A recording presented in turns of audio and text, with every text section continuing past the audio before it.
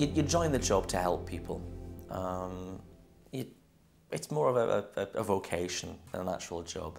And you want to go out and you want to help people as much as you can, as much as your training allows. And so really picking people up who have just drank themselves into a stupor, when you know that out there's going to be some sort of elderly person who's fallen and broken their hip, that you could be there dealing with their pain, getting them to a hospital, getting them treatment. And there you are, basically mopping your vehicle out after someone who should know better, should know to stop drinking at a certain point, or at least have a cola at some point to ease it off, has vomited in the back of your ambulance. So instead of saving lives, or at least trying to do your best to improve somebody's health, you're just scooping out drunks. I used to work in the city centre, and there's been times we've been down to the gate, the big market area, and you've got 5 or 6 ambulances parked up.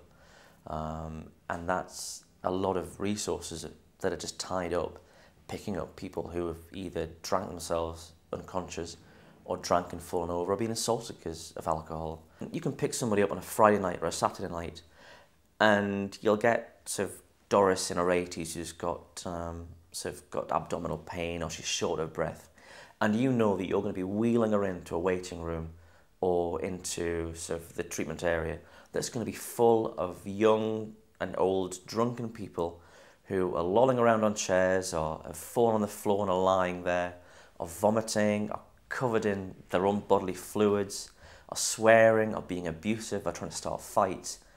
And I think that's massively unfair that we're having to do that, because these people just don't know when to stop drinking or take responsibility for their own lifestyle. But also the fact that I see somebody coming in who I know who's going to have to wait a short while to be seen because the nurse is too busy dealing with some drunk to try and get access into them, to give them fluids, to sober them up quickly, to then get them out the door to free a bed for the next drunk to go into. And it's just an absolute shame.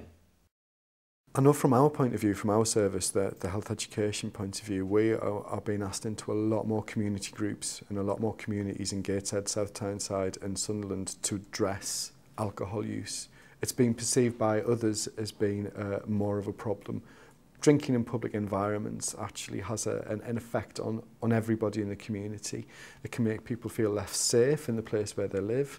It can mean that they're engaged with somebody who's under the influence, which again can be an unpleasant experience. It can involve in crimes being committed in their local neighbourhood, car windows being smashed, kind of vandalism, just the general look and feel of a community can be massively affected by a relatively small amount of people who are drinking heavily. So I don't want to kind of single out any community, because I think it happens across the whole of the region. If somebody's drinking heavily within the family, it can affect every aspect of the life.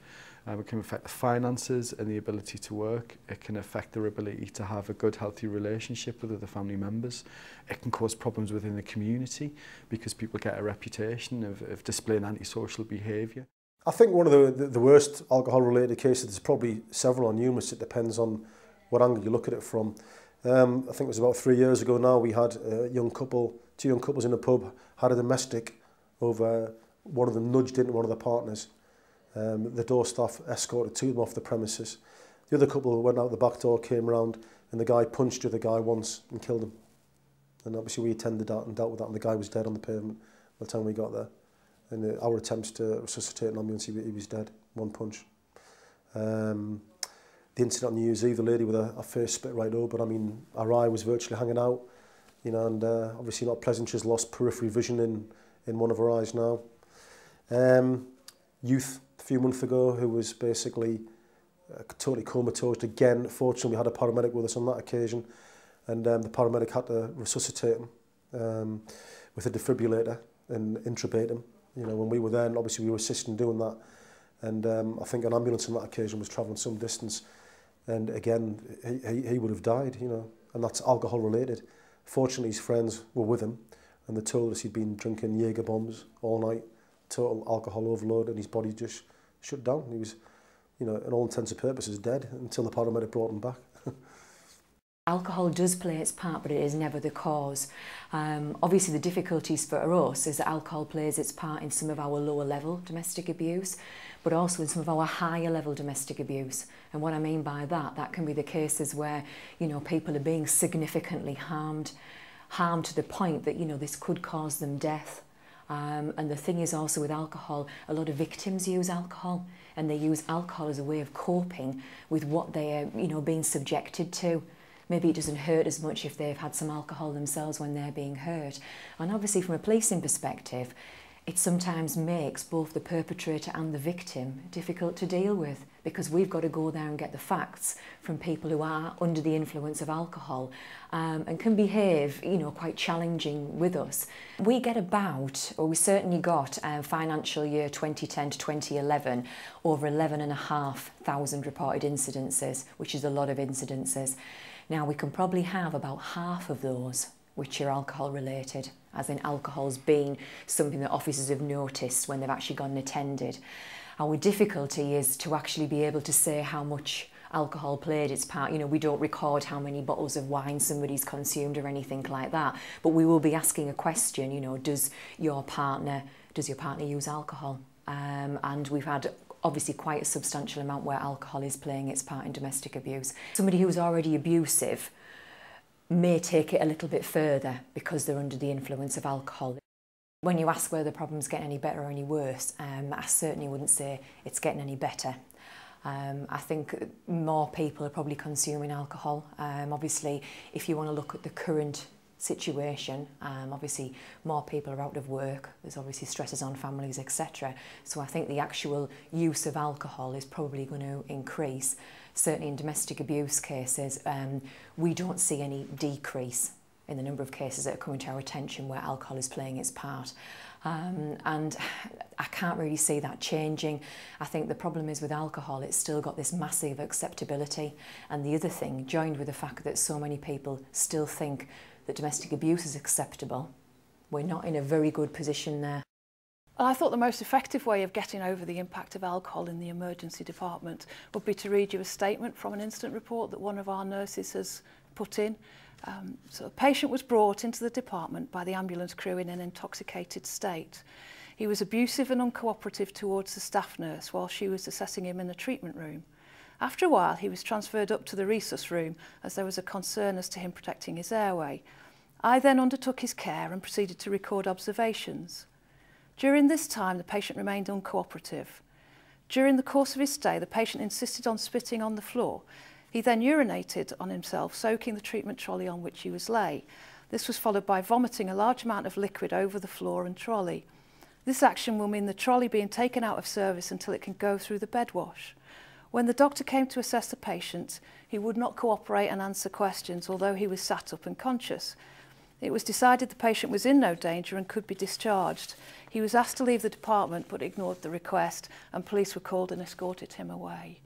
Both the physical and emotional pressure on the staff of dealing with someone to try and keep professional and to be kind with people and provide respect their dignity even though they are intoxicated, which is very challenging in itself. And you do tend to get exhausted by the effort of being kind and treating people with dignity in those circumstances, particularly if they're lying there, you know, in their own waste or they've just vomited over the floor. And I think it also says something about the amount of resources it takes. So that gentleman would have been abusive and uncooperative in the triage room. He might have needed a nurse and a porter to guide him through to the resuscitation room or to the observation room, and probably would have taken 2 nurses and 2 doctors to have talked to him, persuade him to sit on the trolley, persuade him to get his clothes off, get him examined to make sure there was nothing significant medically going on that would need some treatment. So that's 2 nurses and 2 doctors that are busy with one patient who may have nothing wrong with him other than being intoxicated.